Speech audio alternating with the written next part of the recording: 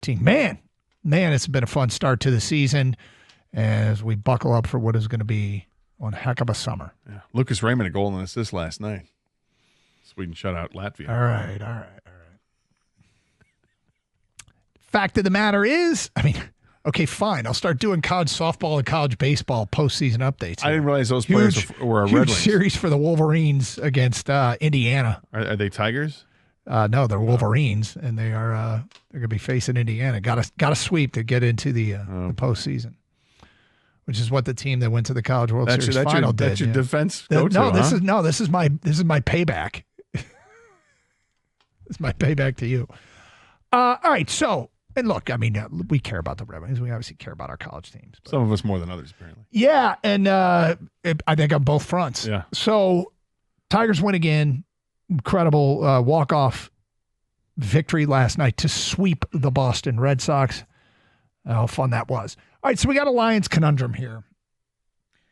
And it's a very real thing, okay? This is a very, very real thing. We've waited forever for a team this good. Literally lifetimes have passed. Generations have passed since the Lions last won a championship. And in the interim, there have been so few credible teams. Really, maybe only one season where they look like they could win the Super Bowl between their last NBA championship and this incarnation of the Lions. There's probably a couple others. That's not the point. The point is we all know how sparse it was.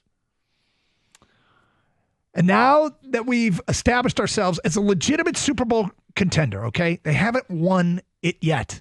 It doesn't need to be pointed out. We all know it. But they're a legitimate Super Bowl contender. So what do we get?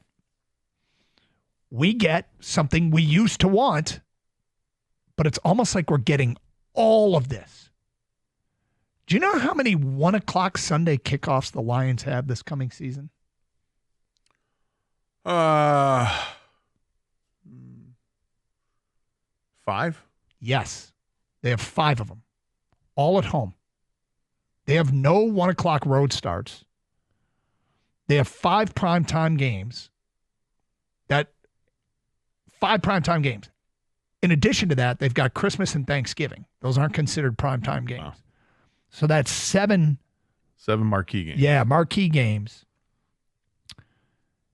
They don't have a road game at 1 o'clock. I think I said that. They're a TV draw, and the schedule reflects it. The Christmas thing, I asked Mom and Dad today how they felt about it because, it's family time. Mm-hmm. They're both against it. They're not happy about it. We know you're not happy about it. Nope. I'm kind of like, I can't sit here and ask to have a team this good and then be mad about what comes with. I think the game start times bothers people, but I don't think it bothers them as much as the ticket prices. The ticket prices started going viral yesterday. We had one tagged to us. I saw others. You're paying more than $300 for standing room now. What? Yeah. On tickets that say on the screenshots, verified Detroit Lions, not resale. But the issue there is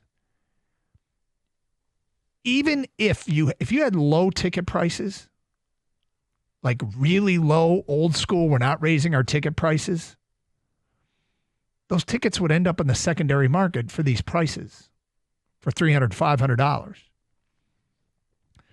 And, it's the supply and demand thing. The Lions are saying, okay, we can raise our ticket prices so we get the profits, because if we don't, the secondary seller is going to get the ticket. They're going to get the profits. Mm-hmm. So why should we just hand that profit over to the secondary market seller? Sports has a very weird thing, though, with ownership, because there's literal ownership and there's figurative ownership. And figurative ownership is a real thing. Without the consumer wanting the product, you don't make millions on your NFL product. And there's an emotional tie between the fan and their team. It's an ownership deal. It's not literal ownership. It's figurative ownership. And I don't know the challenge of, hey, our tickets are in demand. If we keep them at $150 for fans to get in and have a seat in the stadium, so many of those tickets are going to get resold because it's in such high demand for $500. Right. We're just basically saying, hey, our product, but you ticket broker, you get the profits. Now, some individual fans can get the profits. Well, if they have something like 56,000 season ticket holders, I think, because I thought the number I saw yesterday about the story with single game tickets is that they leave 8,000 to 9,000 tickets per game to be sold for single ticket sales. So the rest of them are already committed to season ticket holders. I don't know how much it costs the season ticket holder to hang on to their seats, but I wonder if that's significantly less than the $300 standing room seat because they've been loyal and they're just renewing their tickets every year when they can. Well, the way to do it is if you want Lions tickets, you got to get on the wait list. So yeah, it's the conundrum, right? It's finally got a good team. Hey, start times are way different than they've been, including now a Christmas start time. It's not a home game, which is probably be a bigger deal if it were a home game, but the start times and the ticket prices. And I don't think anybody would say, go back to the way it was. All things go back to the way it was. You want a good football team, and they're a very good football team. I get it. But this is the downfall of having a good football team is that now getting into the game is not, it's costly. It's very costly. There are more avenues to do it, but you're going to pay a higher price to do it because of the secondary market. And this is what they have to balance. This is, another reason why that they police the situation with how many tickets you're able to sell during the course of a season. You're allowed to do it, but you can't sell them all. Well, they don't want ticket brokers to snatch up all the season tickets to just turn around and sell them. Which part of me is really glad that they do that. I'm not a big ticket broker fan, and yet at the same time, have I used them on rare occasions? I have. It's been a long time since I've used a ticket broker. But I like the idea. You want the idea that everybody wants is to have true fans at the game. Yeah. And it's really hard to ensure that that's the case. Yeah, but even when they do have quote unquote true fans, guys, they don't care. They don't want you reselling your tickets. Yeah. You know what I'm saying? Because a lot of these fans are selling them to other fans. But the Lions are saying, hey, there is a limit. Like, you cannot continue to do this or we're going to pull your season tickets, and they have. Well, look, it's clear that the Lions, and I think the metrics showed the Lions' average ticket price isn't like in the top 5 in the NFL. It isn't at the top. And you could argue, should the ticket price, is a fair ticket price reflect, okay, if your team's a top 10 team, you should have a top 10 price ticket? I would think. Yeah.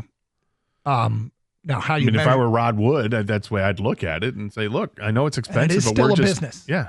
If everybody out there, you think about the job that you do, the business that you own, there's a fine line when it gets to sports, but nobody is saying, hey, let's not maximize our profits. Yeah, I mean, you're going to put the tickets at a price that ensures that you sell out all the tickets.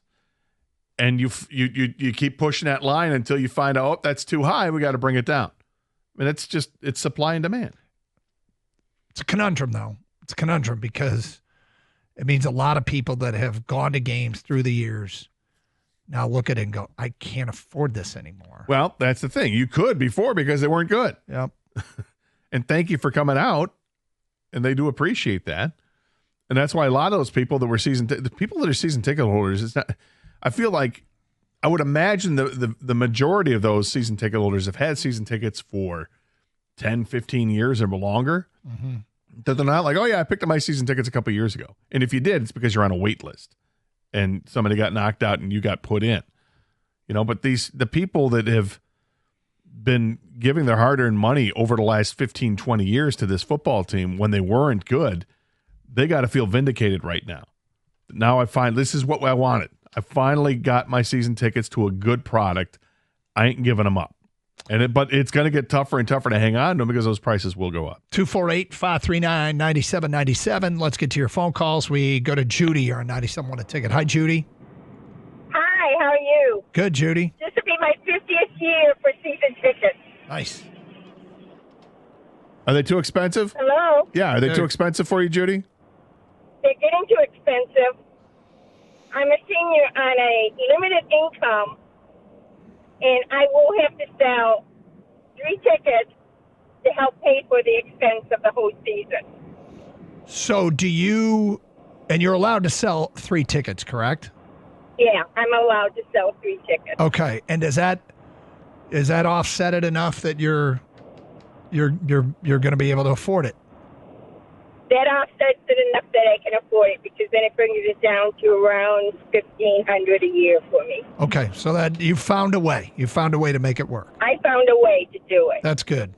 That's good. I'm glad you're able to do that, and I hope that the Lions take into consideration that the average fan might have to sell their tickets. I hope that the 3 games, if the ticket prices keep going up, I hope they expand the amount that the season ticket holder can sell to afford it.